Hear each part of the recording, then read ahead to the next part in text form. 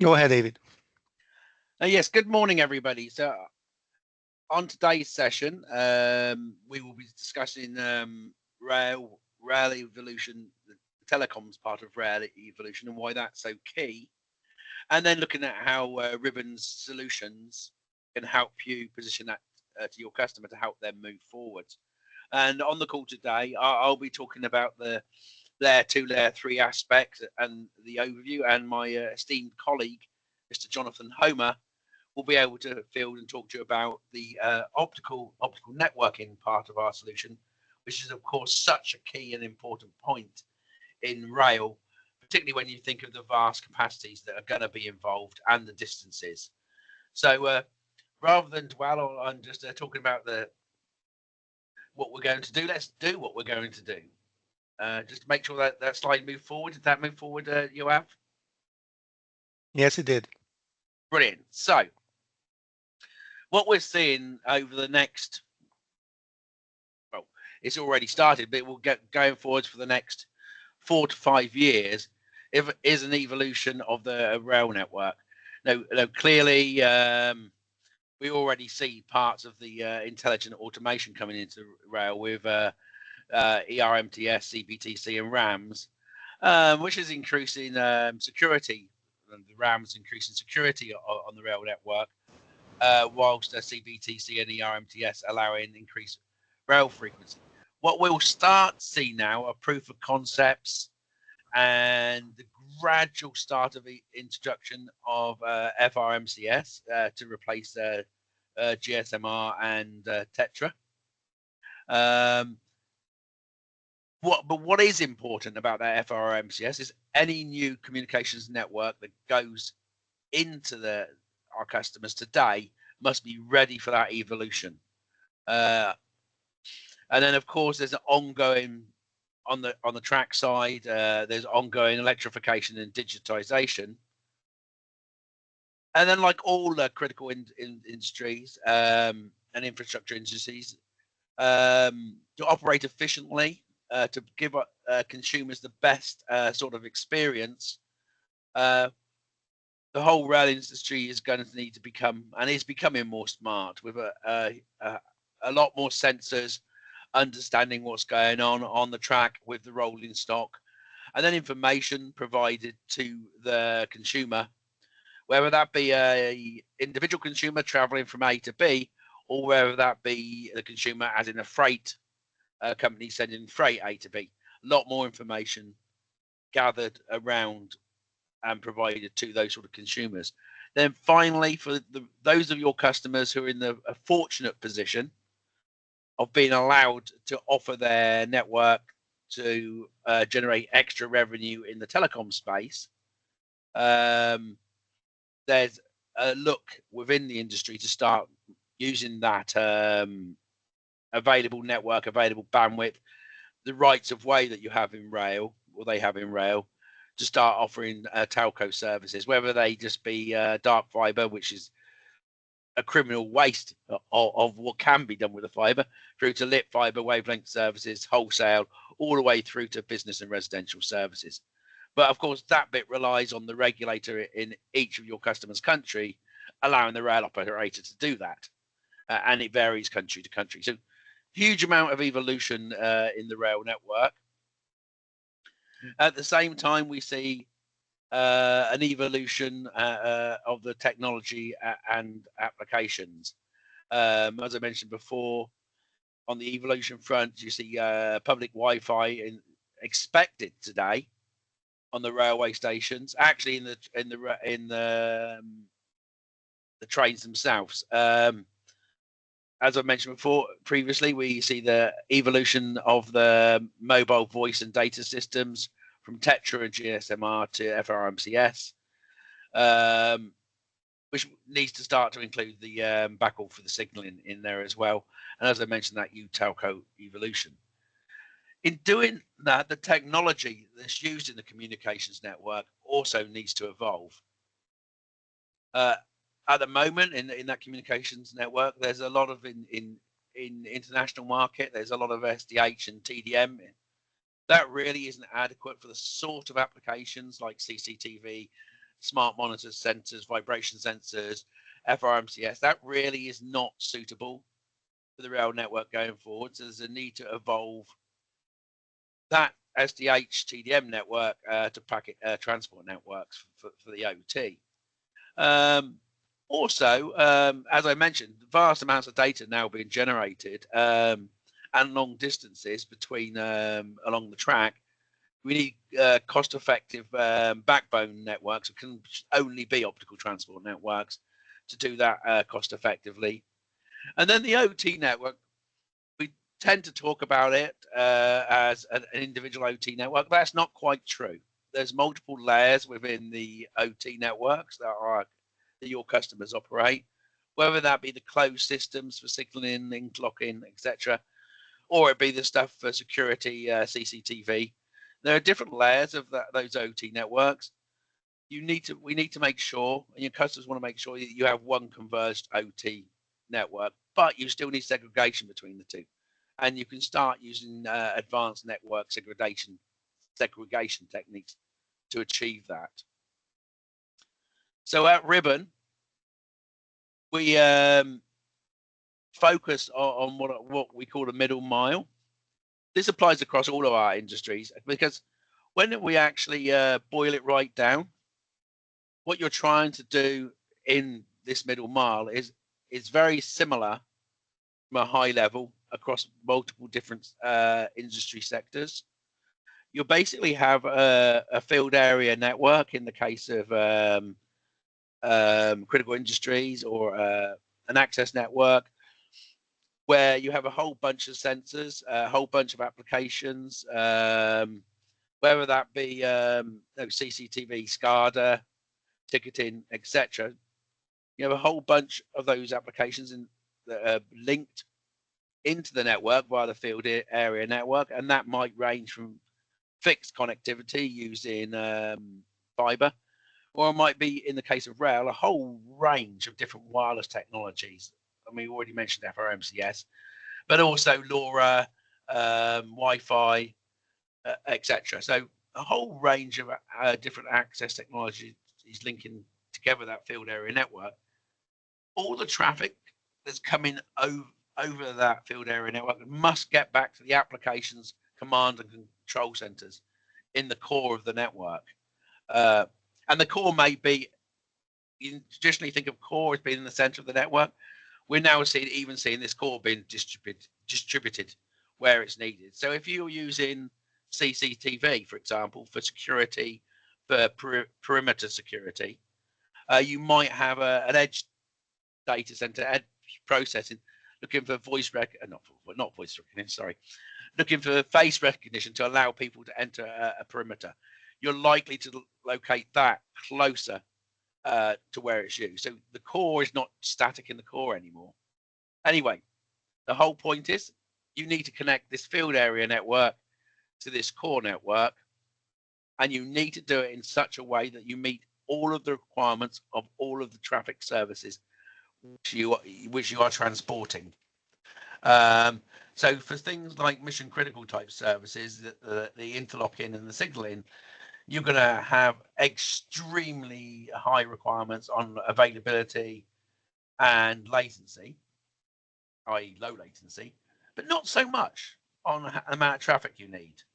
However, if you're offering broadband to your consumers, you want to offer quite a bit of capacity, but availability and latency is not quite so important. So you could build one middle mile network which spanned every single customer, but it'd be unbelievably expensive and not cost effective in any way. So what you need is this middle mile to be able to look at the traffic that's coming into it, identify what its needs are, and then transport it across that network in that way. And that is what Ribbon's intelligent middle mile does. To achieve that, we have an extremely simple to use, well-constructed domain control system that really understands both the IP and the optical layers in that middle mile in detail, and how they interleave and interwork with each other, but also understands the services that it needs to transport. And then, of course, you have the underlying packet transport network and the optical network. And the other part of our solution, which is not to do with product, I think Jonathan can fill us in on a little bit of this, where we offer it. Okay, well, let me just appear over here. Thank you, David. I'll let you continue to advance the slides, and I'll take it over from here. So as we talk about our complete offerings, what David described to you was our product stack with Apollo, Neptune for the IP and the packet, and then the Muse domain controller on top. What we see here, though, in terms of the offerings that we have for our customers, is not just limited to products. It extends all the way from planning your network to helping you engineering and install your network. And what you see over here is also running your network. This is a network operations center that we're actually running for DB Systel, which is the operating part of Deutsche Bahn, which is the German railway network. And they don't want to be in, they want to have a situation where their network is being monitored 24/7, 365 days a year. And while they cover most of that themselves, what they do is they extend this operation to a ribbon network operation centers for those days and hours where they're not covering things themselves. So the main thing that we want to talk to you over here about is that it's not just a product solution, it's a complete package that we're providing to you. David, next slide. And what I'll be talking about is some of the ways specifically over here, starting at the bottom of that stack, of how we support optical networking, how we support intelligent middle mile solutions from a railway perspective, but starting at the bottom of the stack with optical. What we show over here is our complete Apollo optical networking portfolio. Apollo is the product name that we apply to the set of platforms, our family of platforms that provide optical networking solutions. What you can see in the diagram at the bottom, there is various aspects to these solutions. The leading aspect is what we call OTN and DWDM transport. What we're doing over here is mapping services. These are the client interfaces that could be coming from your edge devices. They could be Ethernet, they could be other types of traffic, and then they map these services onto wavelengths. And what's important about the OTN layer is that it's transparent. It doesn't look into the details of what's being transported. That takes place a level higher at the packet and IP level. But what the OTN and DWDM layer does provide very, very cost-efficient transport for these services across the fiber that you have laid along the rights of way in your network. And when you have all these wavelengths coming together, these get multiplexed onto a single fiber. That takes place in terms of your add and drop multiplexing layer. And in many cases, while you might be using a fixed or passive optical add and drop, in many cases, what you do want is reconfigurability over your network, that you can move wavelengths around onto different types of fiber, and this gives you higher levels of survivability and flexibility in terms of running your network. And that is handled by ROADMs, or reconfigurable optical add and drop multiplexers. Another way that you can engineer your network is by bringing the traffic on using what's called an OTN switching layer. This uses an electrical fabric, so it does your optical to optical conversion directly within the OTN switches themselves. But then ultimately, these also get mapped onto wavelengths. And finally, the traffic is carried across your network in these DWDM links, dense wavelength division multiplexing links. And we support this in Apollo through a variety of platforms. We see the 9600 modular platforms. These come in 3 sizes. 2RU, 5RU, and 15RU. All the cards are interchangeable, so depending on how much traffic you have at a particular location, you can right-size the platform. We also have a complete OTN switching line, and that's used by a number of our railway customers, starting off from very low 1RU 9901OX all the way up to 9932, which handles 16T of traffic. So again, depending if you want to apply OTN switching, what you can do is right-size your solutions using the OTN switching platforms. I'm showing the platforms at the far left-hand side. These are our new 9400 series for high-density applications. This is really meant for the markets that we're addressing for data centers, where you have extremely high levels of traffic and you need specialized kinds of platforms for that with cooling that's optimized towards data centers. I'll just mention this to you here now. If in case any of your businesses intersect with the data center businesses and you're looking for these kinds of high density platforms, we support those as well. Next slide. So one of the interesting things that's taking place within the realm of optical networking today is that there are two kinds of solutions that are being supported depending on your needs. And in railway networks, actually, you might need both of these types of solutions depending on the length, depending on the reach of your networks, the coverage that you have, and the amount of traffic that you have. So at the high end is something called capacity reached optimized. And this uses transceivers that are using cutting edge technology. In this case, I'm showing something that we're featuring at Ribbon. It's using a 5 nanometer. The nanometers corresponds to the DSP technology, which is driving the coherent transmission. And it's running at an extremely high rate of 140 gigabaud. What this enables us to do is to support over the short haul wavelengths up to 1.2 terabits per second, or if you're sort of downscaling the reach, the capacity, but you need to go further, we can do 400G with this technology over any distance that you would need to support in your rail network, even across the entire Asia, for instance, from one end to the other at 400G.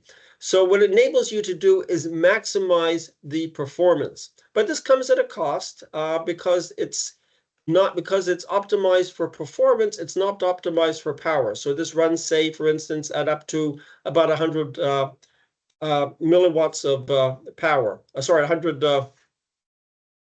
milliwatts of power. On the other hand, if you're just looking for shorter haul, say up to about 400G, and you only need to cover regional distances, then you can go to much more efficient cost power optimized transceivers, and we feature two of them over here. These are small form factor pluggables, and we support these in our solutions as well. And to a great extent, they will cover the majority of your railway applications. What's really neat about this, and David will talk about this later, these smallest pluggables like the QSFP-DD are becoming so optimized right now that in many cases you can plug these directly into the types of NPT IP routing applications that we have. And when you have a lot of point-to-point connectivity and you don't have mesh networks, this makes for a much more efficient solution from an optical transport point of view, rather than having to have a dedicated optical layer. In most cases, we'll see customers using both, where you have this integrated transceivers and the routers, as well as an optical transport layer. But it's showing you that we are evolving here at Ribbon in terms of our solutions to provide you an optimized type of transport solution for your traffic. Next slide, please. What I'm showing here on this slide is the types of typical building blocks that you will have in your railway networks. In the previous slide, what we highlighted was the number of platforms that we have. This is going down a layer in terms of some of the specific building blocks and blades that you will be building into your optical transport solutions. So this starts at the edge in terms of being able to aggregate traffic. Now, in many cases, by the way, you'll be aggregating traffic at the IP or packet layer. But in some cases, you may choose to do this at the optical layer. Again, it's a matter of choice and architecture and what best fits your needs. And in this particular case, you see a number of the blades that we have that will support this type of traffic aggregation, going from very low speed 1G clients to 10G clients, and then mapping these onto 10G and also 100G types of wavelengths. At some stage, what you need to be able to do is aggregate this traffic into higher levels of wavelengths, because no one is transmitting, not many people are transmitting 10G wavelengths across their networks today. It's still taking place. But in many cases, or in most cases, you want to transport this at a higher level wavelengths, 100G, 200G, 400G.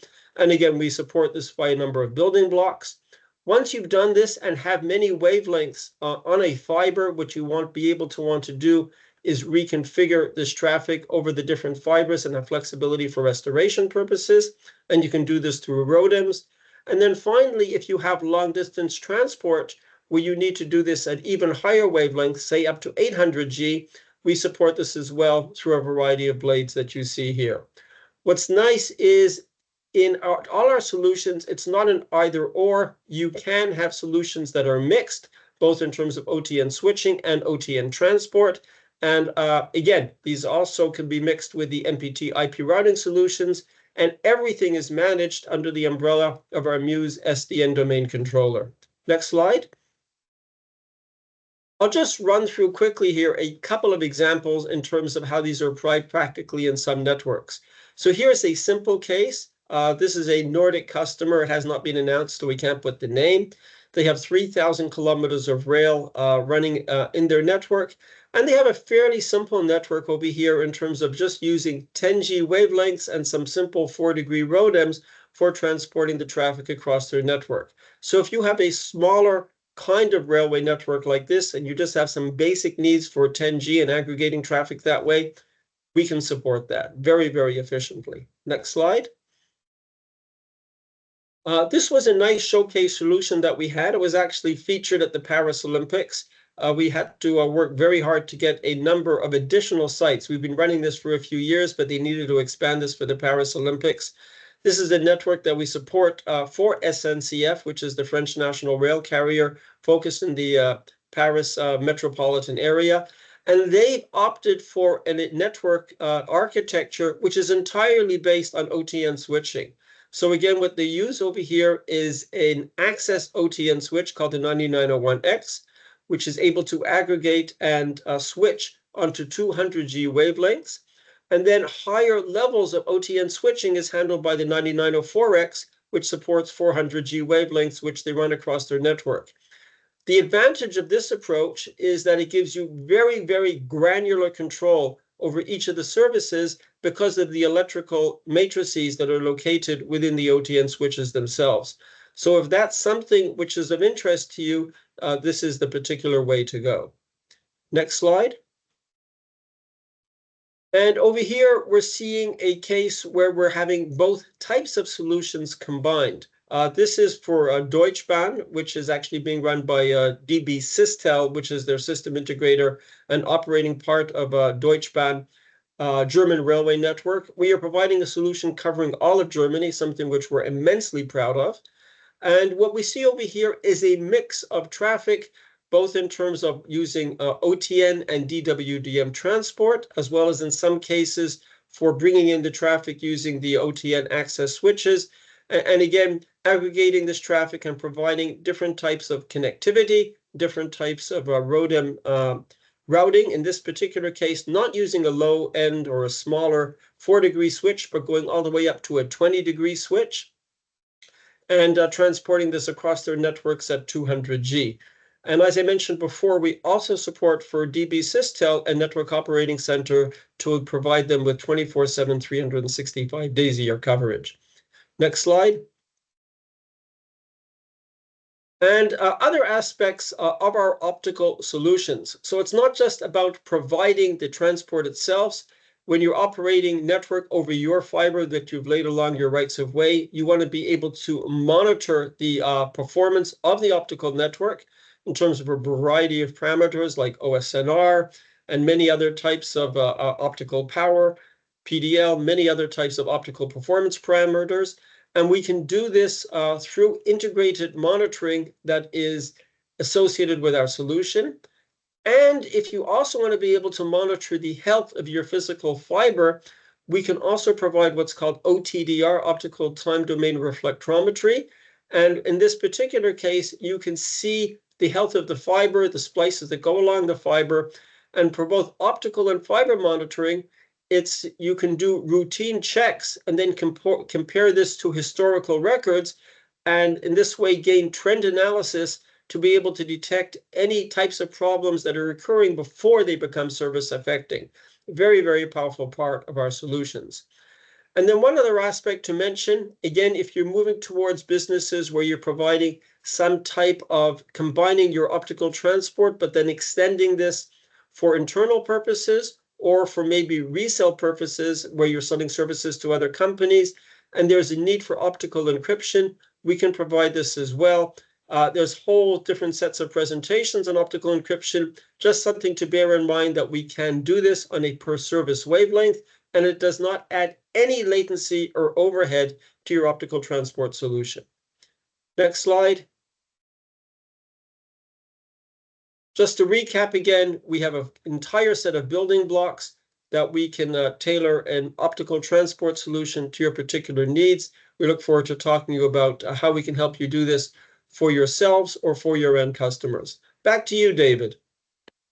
Thank you so much, Jonathan. And as I said at the start, the optical layer is the backbone of that network. It is the way to transport mass amounts of traffic most efficiently with the lowest latency across the network.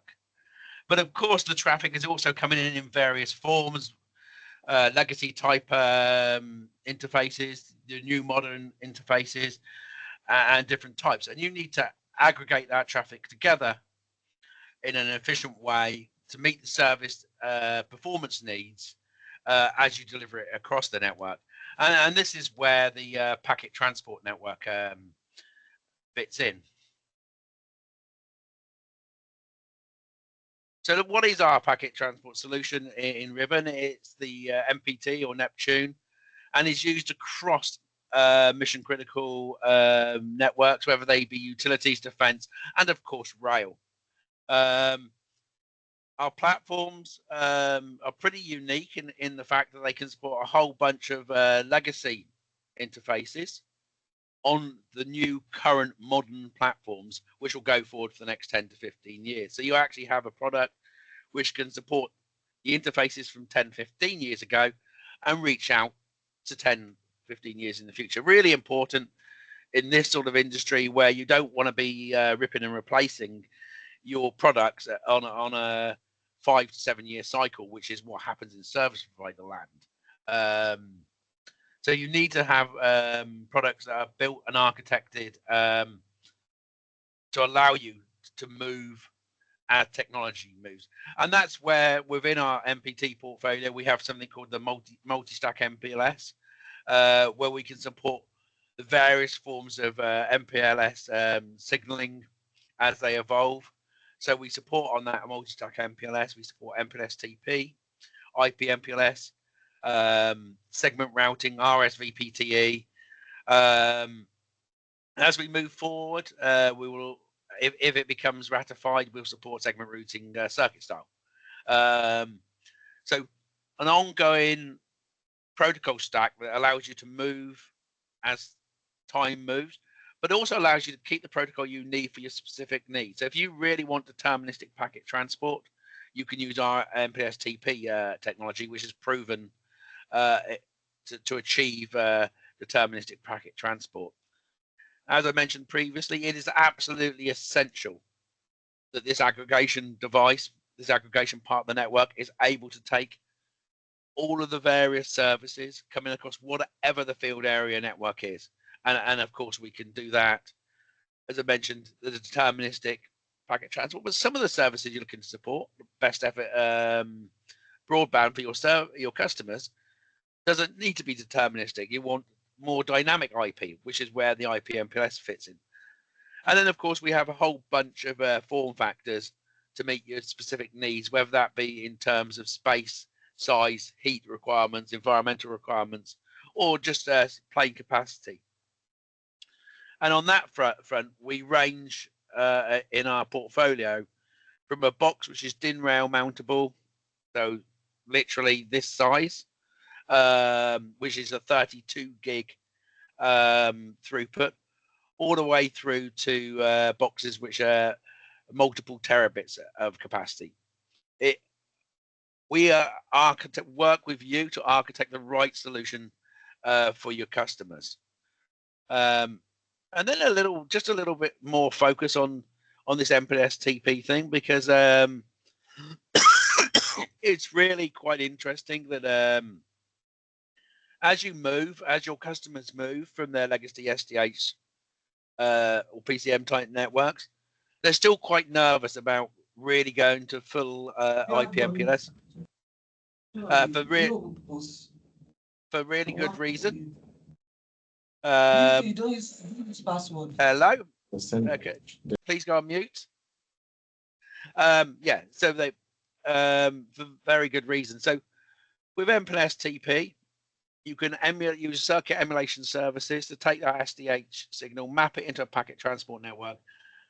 It goes across the packet transport network, but in the way it looks, the way you operate it is very much identical to the old SDH network. So centralized control from the domain controller, sub 50 milliseconds switching. Actually, you can set it up so it's sub 10 millisecond switching, very similar to SDH. You can set up all the paths are bidirectional, which is really important in some applications.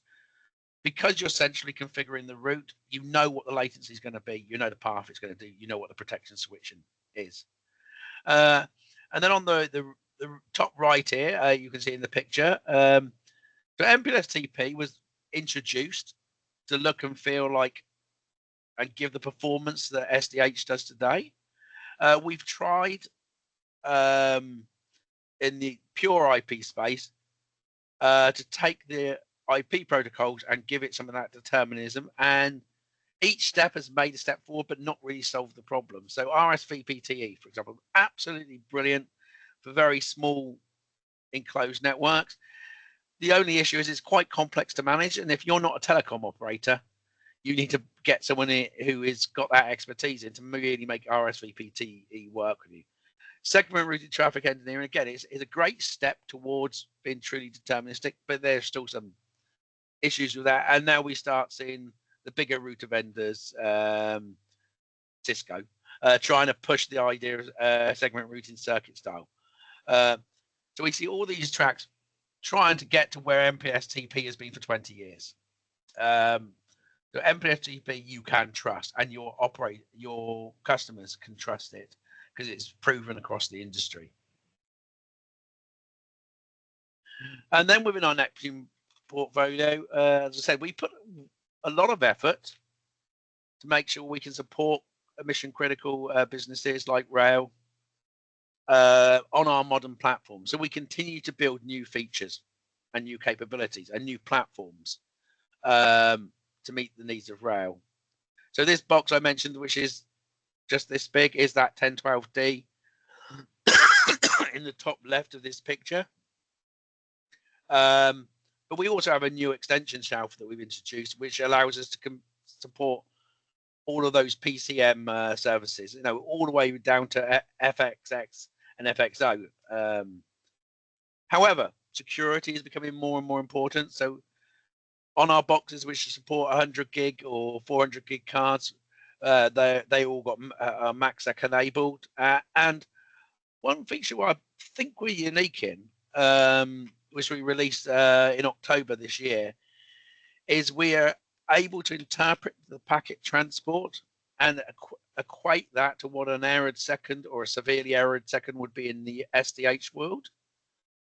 And then we're able to do protection switching based on that, you know, very much like SDH used to do.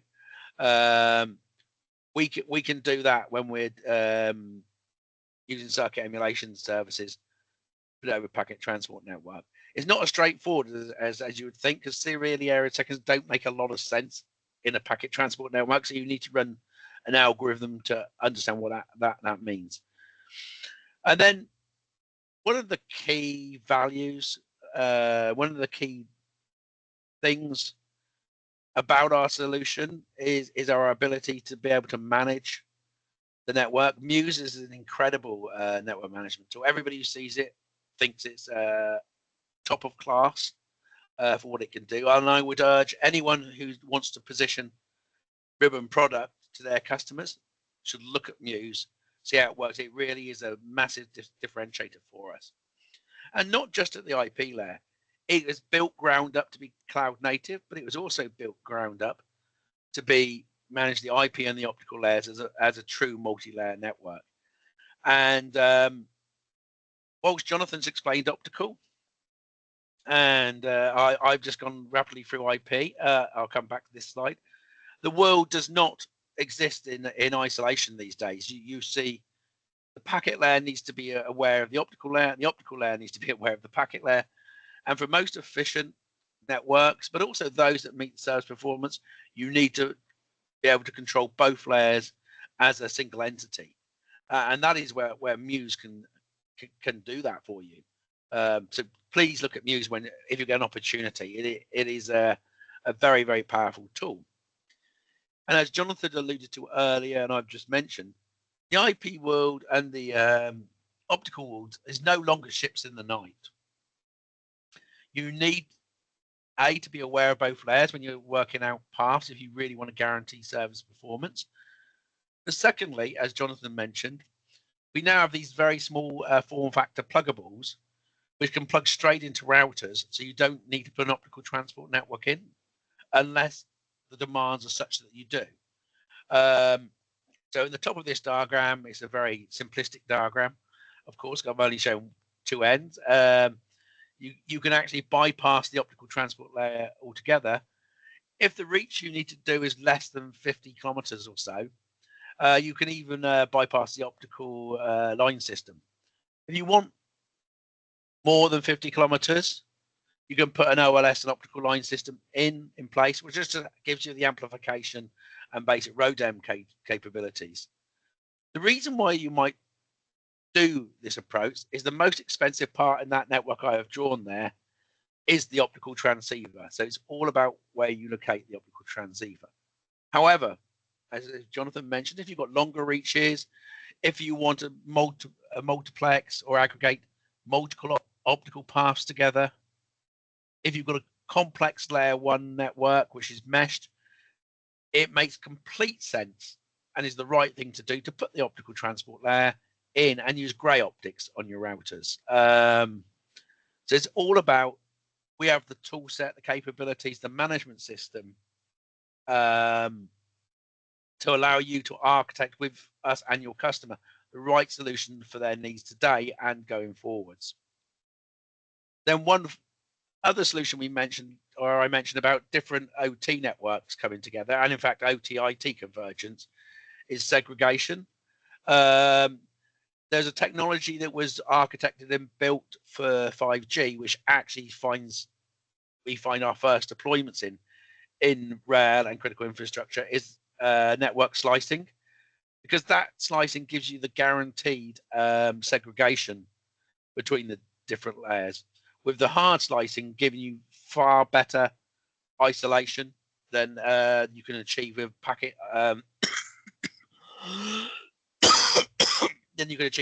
technologies like VPNs. So with hard slicing, we can use either flexi or even wavelength to guarantee there is no way that one slice can impact another. If this sort of thing interests you or your customer, please talk to us in more detail. We can walk you through some of the examples that we've seen with this. Then one area of the evolution that's worth dwelling on for 5 minutes or so, because it's absolutely key to rail as we move forwards, is Future Rail Mobile Communication System, FRMCS. This is the future for the communications network in rail. It's based on 5G standalone. However, a standard 5G standalone network will fail to do this because 5G itself, the vanilla stuff you get from various service providers, is not built to be mission critical. It is built to support mass transport of vast amounts of data. Whereas FRMCS must be mission critical. You know, if you think you're going to put signaling interlocking this stuff across it, it's got to be mission critical. And the amount of data that's going to go across it, whilst larger than where we are today, is not anywhere near as large as what you're looking in commercial public 5G. So things like the IMS will be the wrong size for an FRMCS solution. So you actually need to take the new radio capabilities of 5G and actually bolt on the mission critical capabilities that we know from mission critical, and the transport layer, which we do in Ribbon, is one of those key areas.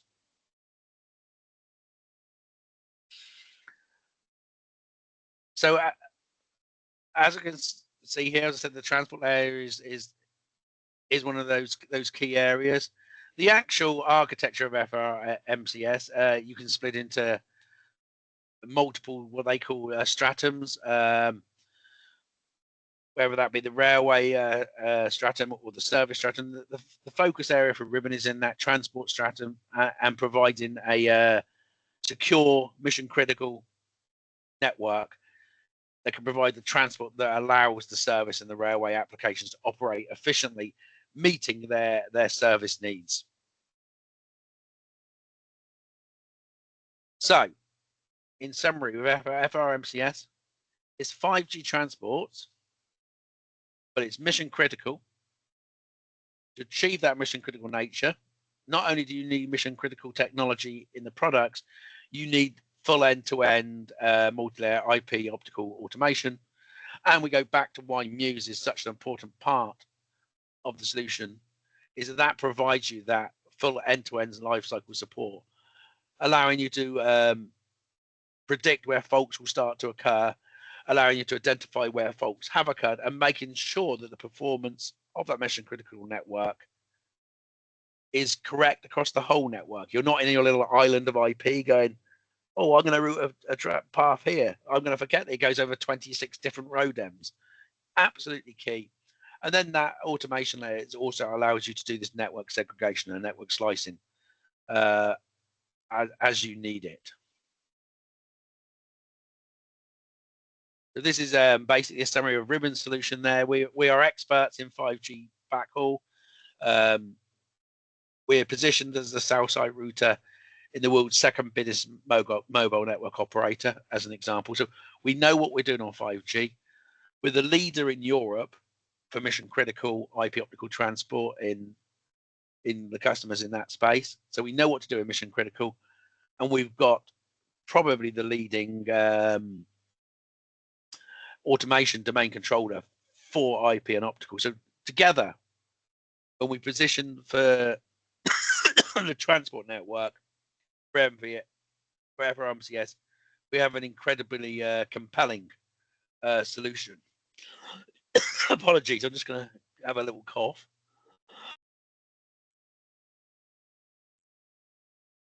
So yeah, so we're going to incredibly compelling solution, but that transport network then supports all of the other transport requirements that you need that we've gone through previously over and above FRMCS. And as Jonathan mentioned, world leading optics for the mass transport of data at the capacities that you require as you evolve. So that's really where we're going to leave it. I mean, in summary, we really believe that you have a compelling actually, so one thing I forgot to mention,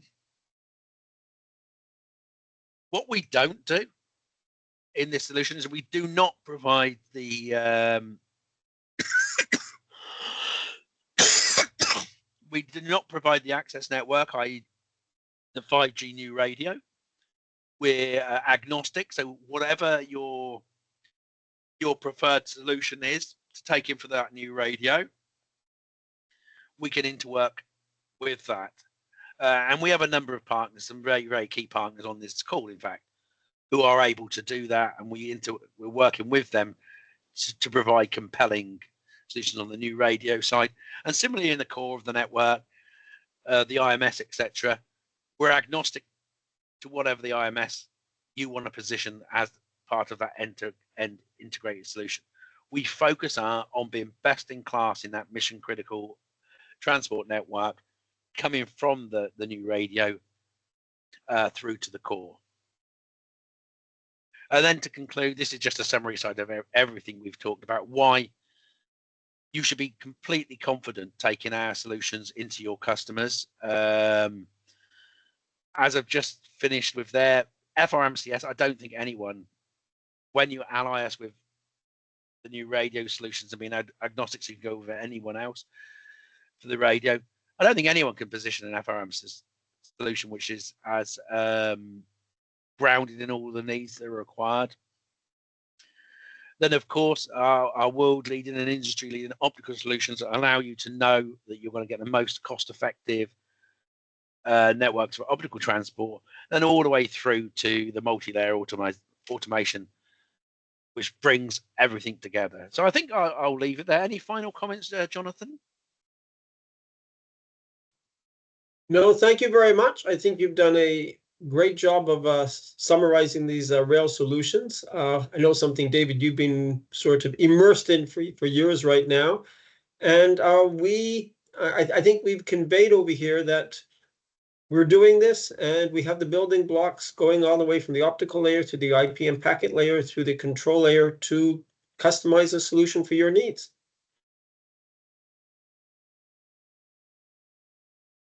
So any questions? Don't be shy.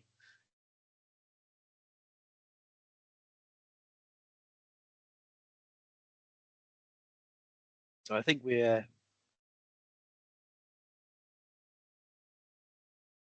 okay. I think we can call that a wrap. Yeah, because I'm not seeing any. Yeah, questions. sure. We don't. Same here. I don't see anything in the chat. So I guess that there's no questions.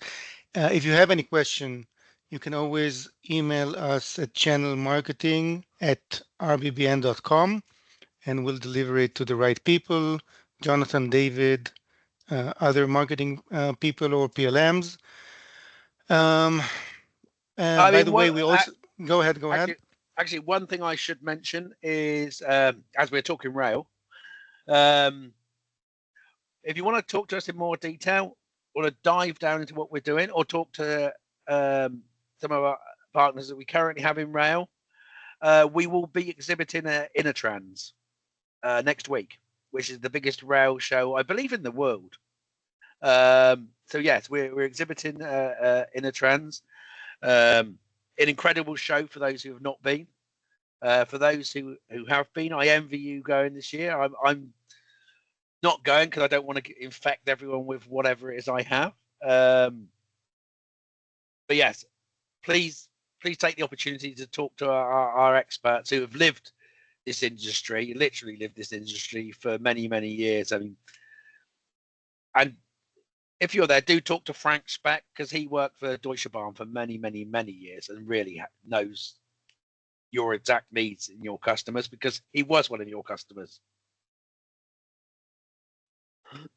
Thank you, Yov. Sorry to Okay, interrupt you. good, David. Good, David. And feel, and of course, we all hope that you're going to feel better.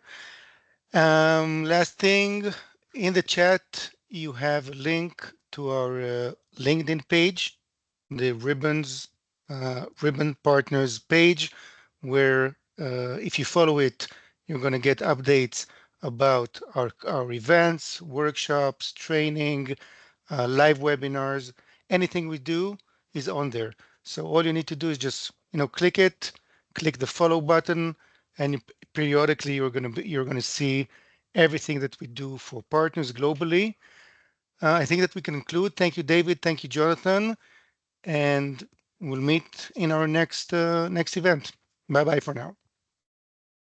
Thank you. Bye. Bye.